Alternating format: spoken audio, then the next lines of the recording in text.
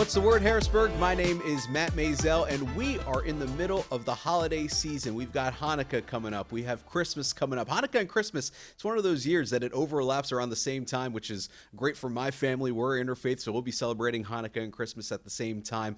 Joining me now is someone who can really help you out around the holidays, especially if you have small kids. But we're also going to talk about some adult stuff as well. Trauma nurse Amy Bollinger. You are a trauma nurse. You are a mom.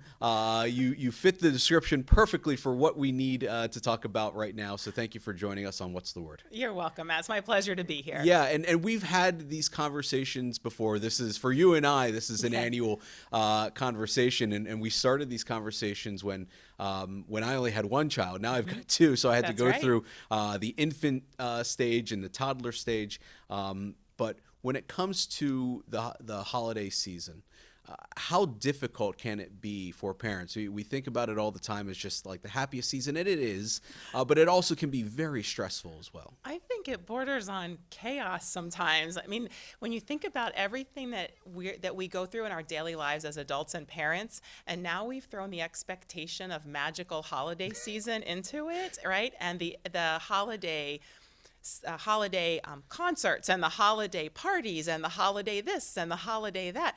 I need to sleep in January. That's all I know. I mean, I just feel like it's a little much. I feel like it's funny because like the Hallmark Channel caters to moms, and it's moms who ultimately will tell you this is the most ridiculous, unrealistic thing ever. No, life is not a Hallmark movie. Stop it. And yet we lose ourselves in them on the weekends, right? In our pajamas, in the living room, watching the same themed movie over and over again. I wish as a parent that I could stay in my pajamas and watch TV all day. With the young kids, it's impossible because you always feel like you're go, stress level up to 100. And during the holidays, there's so many more stimuli, visual stimulation, audible stimulation, things to take their attention away from, just keep walking. Don't touch that. It gets better. When they're teenagers, they don't want so much of your time. So they want their own stuff, and they tend to, most of them tend to go into their bedrooms, and then you get time with the Hallmark Channel in your pajamas. Right. So your kids are late teens, early 20s. Yes. Correct. All right. So you've gone through the ringer. You've been through this. I'm in the throes of the worst. I'm sorry. The worst of it. It gets better. It gets better. It gets a little less stressful. Different kinds of stress. So in your experience as a trauma nurse, what do you find as the most, I guess we could say, serious issues that parents run into around this time of year when it comes to pediatric trauma? Sure. So for kids, parents are distracted, right? We just talked about all the things clamoring for our attention. So parents are distracted. They're distracted behind the wheel of a car. They're distracted crossing the street. They're distracted in their home. So they might not have eyes on their children, their small children, as much as they normally would, right? That's just the nature of this season. So kids can disappear and get into things they're not supposed to in seconds. So we're busy trying to do other things that happen during the holiday season, and our kids are out from our vision in seconds.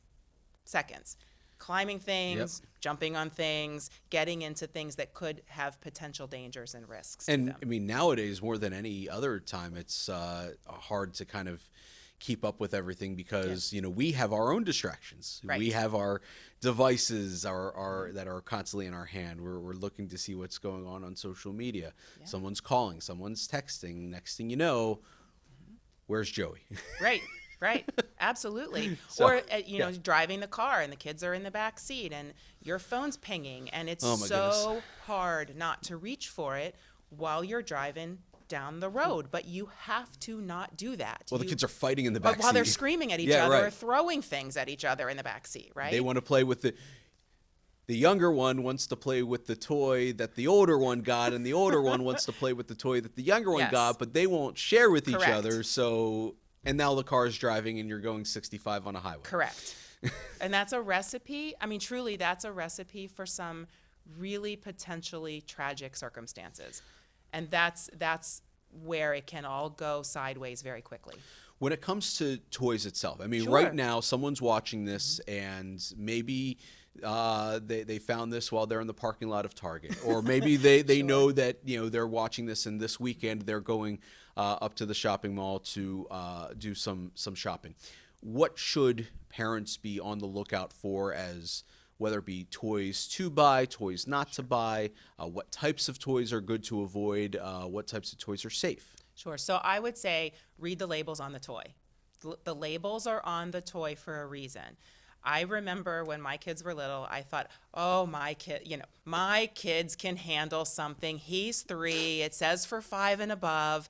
Those guidelines are on the toy for a reason, because they're either a choking hazard, they have potential dangers. You just really have to be mindful of that. You also want to be sure that that if an older sibling has a toy that might not be developmentally or age appropriate for a younger sibling, paying a lot of close attention, eyes on. I always say eyes on your child, your small child, while the older child's playing with something that's not necessarily safe. If you're buying a bike, buy the helmet. I can't tell you how many children we see who are riding bikes without helmets, and they now have a brain injury because of that split-second decision to get on a bike or a scooter or roller skates or rollerblades or anything with wheels without the helmet. That is a huge lesson for parents.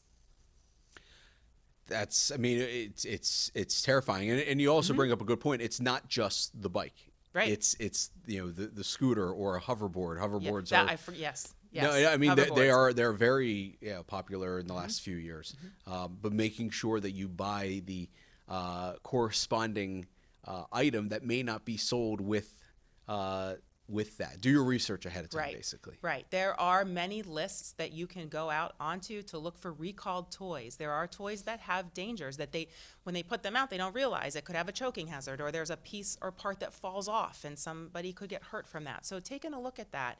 If you have the time to do that, do that. Look at those toys. Look at those recall lists. And there's a lot of toys around the house that, not necessarily toys, but any items, adult items that are considered choking hazards. How can you tell if something is a choking hazard versus something that might be safe? Sure. So babies and toddlers explore in their world by putting things in their mouth. That's how they learn. So it's normal for an infant, toddler, preschooler to explore and pick something up and put it right in his or her mouth. So they actually make things called toy testers. If you go out into Google or Yahoo or search engine and type in toy tester, you can buy $5, $6 toy tester. Or, and we joke about this every year, you can use a toilet paper roll. An empty toilet paper roll is about this. It's a little bigger than an actual toy tester, but if the toy fits, I'm a boy mom, so I have Legos.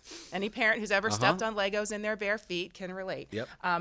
So if you can fit that toy through the toilet paper roll, it's a potential choking hazard for a really small child. When you say really small child, what would you consider? Would you say like up to 5 years Yes. old? Okay. Yeah, up to 5. Up to 5. That's where choking hazards are their highest. Choking risk is highest up to age 5. Right. And it's even if you think that, like you said, well, my daughter is Right. she's smart enough to not do this, and like, no, you are wrong. You are Right. sorely mistaken. She is not. You know Murphy, right? Murphy's Law. Yeah, It right. can go poorly at will. Well, Yeah, right. kids just sometimes don't have the same experience that you or I have, or wisdom. They see a toy, they think fun, they're going for the fun. They're so curious. Right. And what about magnets? Because I know magnets also, you wouldn't think, there's so many, magnets on the refrigerator. Sure. You wouldn't think that it's a problem. So magnets together connect, correct, right? There are toys that are just pieces of magnets that stick together. If a child swallows 2 pieces of that magnet, what can happen is in their intestines, those magnets can hook together, and that becomes a surgical emergency. So you can have a magnet, part of an intestine, and a magnet inside those little bodies. And when that happens, that is they have to go to the surgery right away. So what we're saying right now is the magnets that are on your refrigerator, you have to be extra careful Right. with those. Right. Because they can be super small. Obviously, they're not going to be able to fit a wedding save the date magnet. Right. Not the big in their giant mouth. magnets, but But we're there talking are- about smaller, right. smaller magnets that are an inch, inch and a half or smaller in diameter. If your child swallows 2 of them, it's very possible for the magnets to connect inside with a piece of small intestine between them, and then there's nothing that we can do. You've seen this happen before. You would, yes, monthly. Monthly? Every 3 or 4 weeks, we have a child who has come in who's needed emergency surgery. Because they've swallowed little baby magnets. Yes. And is it the parent that calls ahead of time, like 911? My child swallowed a magnet. Usually they go to an outside. Usually, what the experience is in a regional center is that where children's surgery is available is that they will usually present to a community hospital. The child has belly pain. Many times parents don't even know Okay. the child swallowed a battery or swallowed a magnet. And so they get an X-ray or they get something, and they're like, oh my gosh, well, no wonder. And that's what I now was going to. we've got a right. problem. Because we just got done talking about how distracted we as adults Right, are. So right. chances are we're not going to even know. It's not like we're on the other side of the kitchen. The child reaches for the magnet, pops it in like candy, and we're like, no. Right. We won't even know. Right. So what are the signs that we as parents should be looking out for when it comes to any type of, not all sorts of things, because we're not going to be able to have 24/7 eyes on our children. What are some of the signs that they're either going through a choking episode or they swallowed a magnet and they need that emergency surgery? So a true choking, so there's 2 different things. So choking, a child is going to be, that's going to be pretty obvious. Sure. Child's going to be, most people reach up just as a reflex to grab around their neck or reach up around their chest. They won't make any sound. No sound at all, or a very high-pitched sound. Sounds like a train whistle. High-pitched whistling kind of sound. That means Wheezing. there's very little air movement. Whistling, not wheezing, Oh, okay. whistling. There's very little air movement, which means that their airway is obstructed. They may turn blue.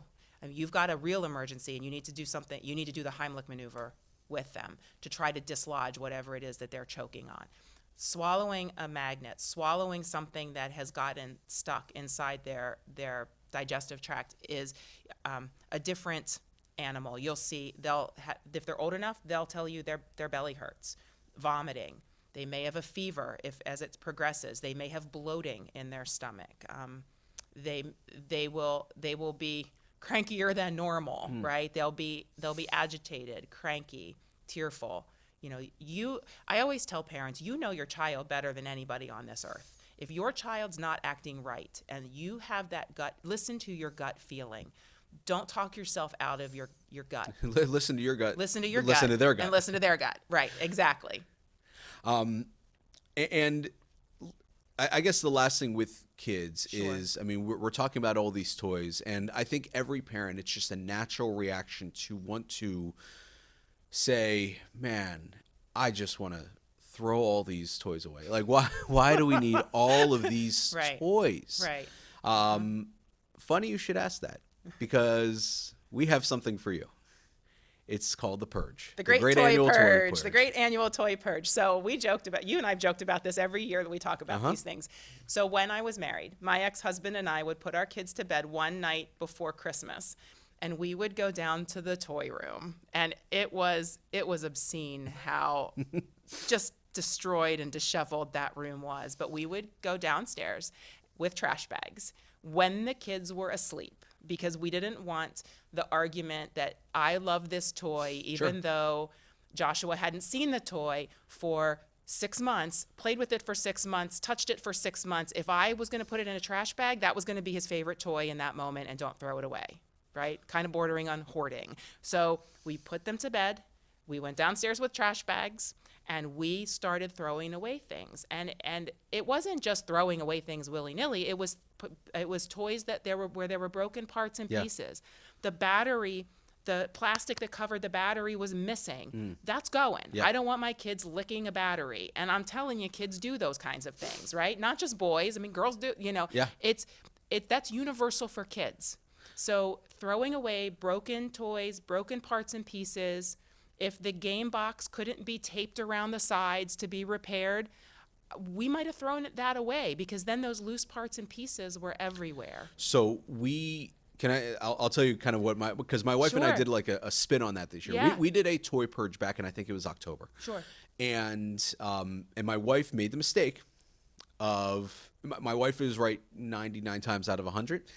She made the mistake this time of asking the kids, hey, do you want to keep this or can we throw it away? Well, what do you think Right. the answer was 9 out of 10 times? Don't throw it away. Right. No, I like that Right. toy. Okay, we're going to keep. I'm like, honey, like, no, he wants to keep it. Fine. Yeah. So we did it again recently to get you ready for the holidays. And this time we did a little spin on it. First off, we didn't ask the question, but we had 2 separate bags. We had the throwaway bag and we had the donate bag. Sure. Because there's a lot of toys. Not all toys are going to be Right. broken Right. necessarily. Some toys may be in good condition that your child has either outgrown or they just lost interest in. But Goodwill is always accepting donations. My sister-in-law recently in Connecticut opened up a consignment store. That's And wonderful. she Yeah. took all of Yeah. our toys, all of like the little baby toys and things like that. That you move the pieces around, or a lot of the stacking blocks and things like that.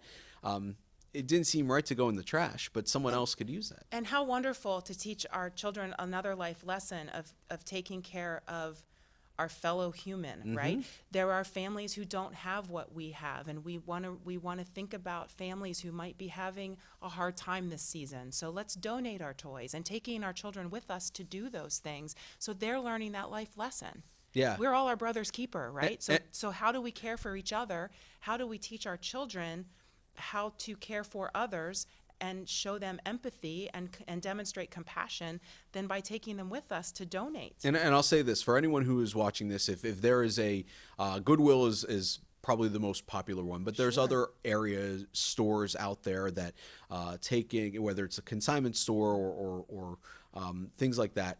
If there are stores out there, write to us with the city of Harrisburg. Let us know. We'll publish them because there are a lot of people, like you said, that may not be able to afford a lot of toys come Christmas time. Sure. And something like that would really kind of make a big difference in their lives. Yeah, for sure. It's a wonderful opportunity.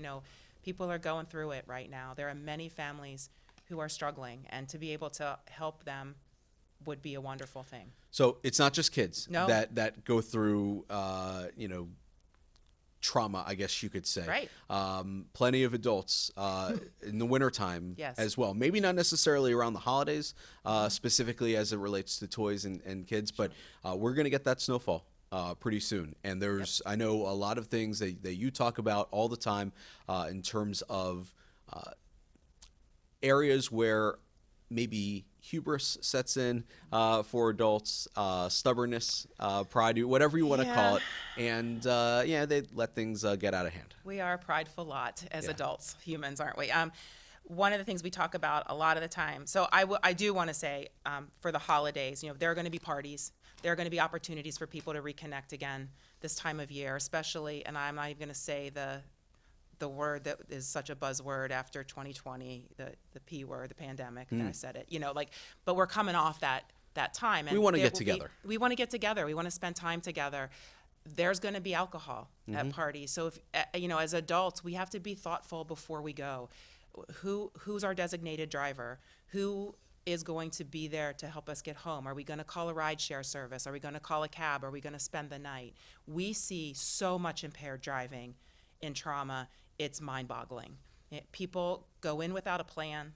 They go to a party, they go to a place without a plan, they drink too much, they don't realize their limitations, they get behind the wheel of a car, and they either terribly hurt themselves or someone else. Probably the number one thing you deal with around the holidays. I would Around the imagine. holidays, it spikes for sure. It spikes during the holidays, and it's just sad. It's just tragic and sad and preventable.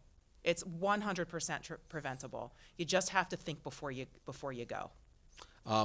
What about things like, I go back to, I mean, there was a terrible story that happened in Harrisburg a few years ago with a fire, and drapes caught fire because it was close to an electric heater. Yes. There was a hoverboard plugged in there. I remember that. These are things that it's good to remind people, during the wintertime when you're running these items, especially when you're talking about plug-in gifts, when you're talking about adding a little extra heat to your home, there can be consequences if you're not careful. Correct. So number one, forever and ever, if you hear nothing I say, make sure you have smoke detectors on every level of your home and make sure they have batteries in them and work. Okay. If you see a smoke detector on your wall, take it down, make sure that there are batteries in it, and test it and make sure they work. So I don't need to say it for the people in the back. Smoke detectors. Smoke, Please, smoke detectors.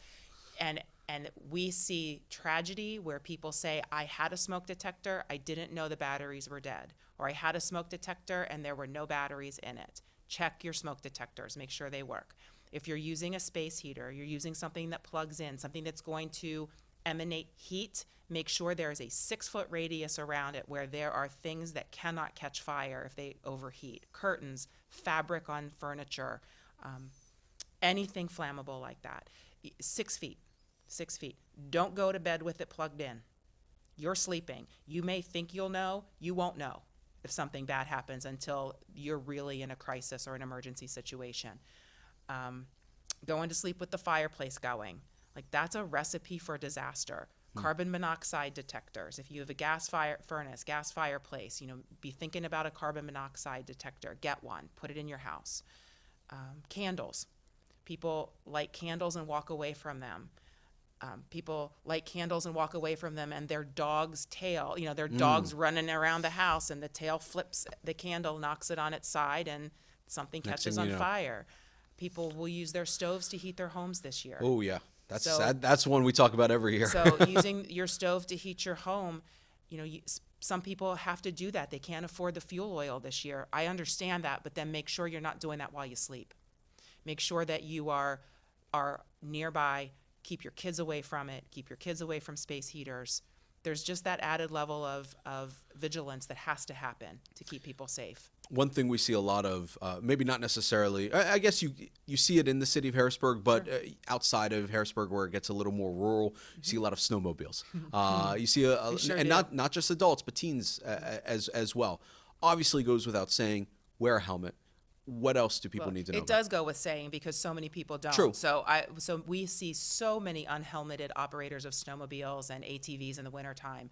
You got to wear a helmet. Know the fields you're running in. Those barbed wire fences, you can't see them in the dark at nighttime, and it's fun to go snowmobiling at night. And you also can't see them in the daytime half the time. They're real thin pieces of wire. So if you're going 55 miles an hour or 40 on a snowmobile, and you come up on that wire, your body is going 40 miles an hour. You can't see it, and it's going to go through you. I mean, and that's so morbid, and so I know that's uncomfortable to talk about, but it won't. You will keep going. Your body, at your weight, will go right through that wire, and it's deadly, or it's disfiguring, or it's it's. And you've seen this. We see it every winter. It has to be one of the worst parts of the job. It is awful. I think about how we as healthcare providers and first responders and police officers deal with the stuff, the awful stuff we see. And it's not easy. It's one of the most difficult parts of this job. It's very rewarding to do this work, but it's also very difficult sometimes. That, like you said, is morbid. It's tough. I want to try to end on a lighter note, and I want to get nostalgic. Because I love whenever I talk to you, I love getting nostalgic, especially around the holidays. I want you to think back and go back to your childhood and what your favorite, whether it's a toy, gift, memory, what have you, your favorite memory or toy was. So my grandmother was my person, right? My grandmother was my best friend, matron of honor at my wedding. She thought I was crazy, but she was my matron of honor at our wedding. She was my person. So Christmas I can't think about Christmas without thinking about my grandma, because she made it magical for all of her grandchildren, me included. Christmas Eve was our holiday. Yeah. Christmas Eve was our thing. We would go to early church, 7:00 church. Everyone would dress up in our Christmas dress.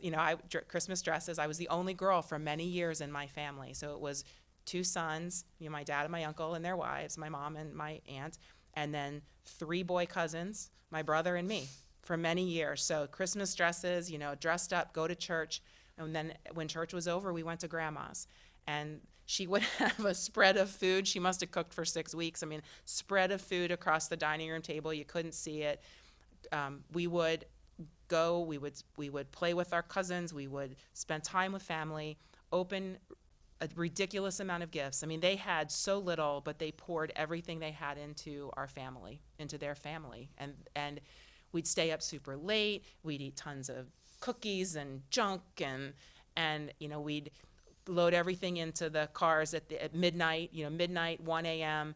In the trunk of the car would go the gifts. We would pile in the back, and we'd go home and crawl into bed, and Christmas morning at our homes. It was just magical. It was absolute magic. That's so special. That's so special. The one gift I remember receiving more, and it's such a boy thing Sure. to say, but like the one gift I remember, like the first time I got a Sega Genesis. That's a boy thing. That's a boy thing. It's a boy thing. But I remember, Yeah.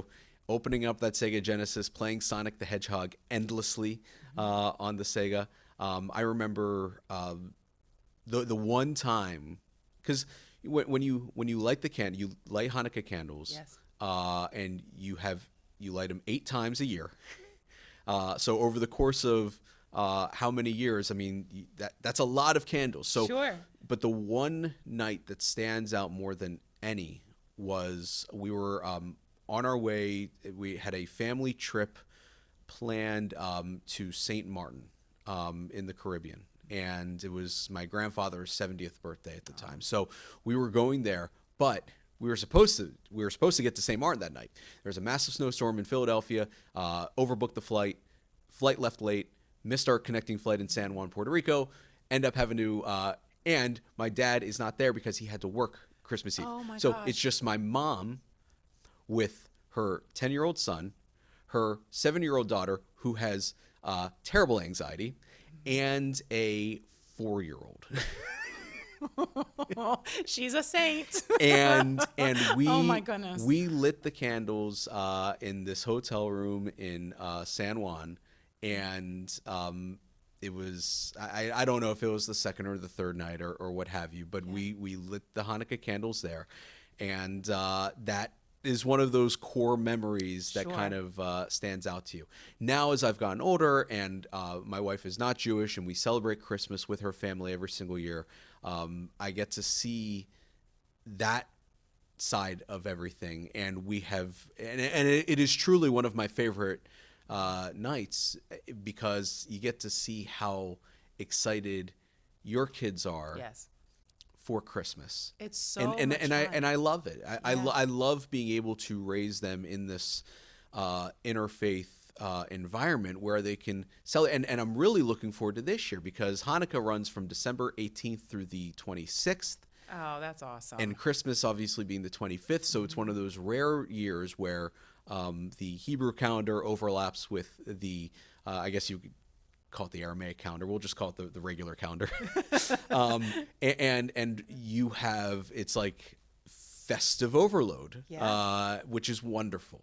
And it's something that I hope, whether you're celebrating Hanukkah this year or celebrating Christmas, or celebrating Kwanzaa, even if you're celebrating Festivus,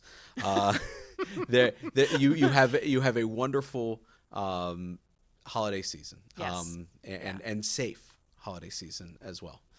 So Amy, this is always a pleasure. Thank you so much for coming by. Important tips, information.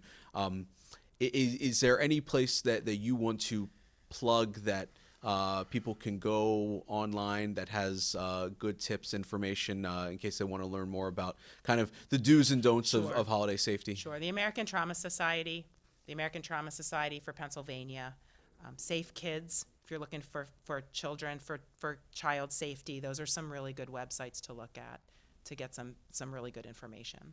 Amy, thank you so much. That's the word, Harrisburg. Hope you have a great, safe, and happy holiday season. Take care.